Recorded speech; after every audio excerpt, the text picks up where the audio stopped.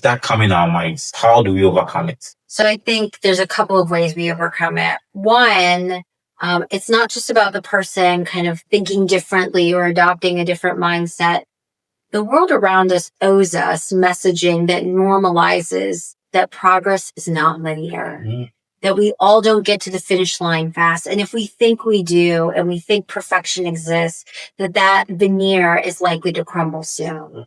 And so society around us, educators, mentors owe us a conversation around the idea that perfection is not something that is really attainable, and that constructions of success are unique and personalized to individuals. Yeah.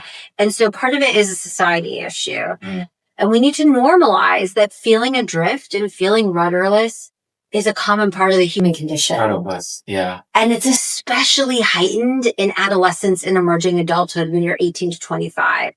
And during that time is often when you also are very much focused on yourself, and not in a way that's narcissistic, but in a way that you're trying to really figure out who you are. Who you are, yeah. And when you're in your head, sometimes it feels like a lonely place.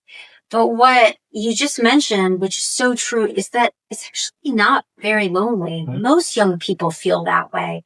We just don't talk about it like that. That feeling adrift and not having all the answers to the questions, or not even knowing what the questions are, is often a universal experience. And so the more that we normalize that and the more folks embrace that, I think the better. I think another piece is that we have to tolerate uncertainty.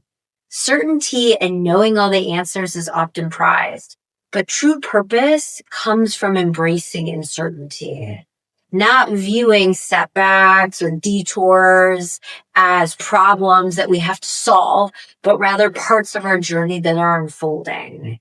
And so we need to embrace uncertainty as growth, not as something to be solved very quickly. And it's in that space, that often kind of messy space, where we can see the most growth within ourselves. That's true.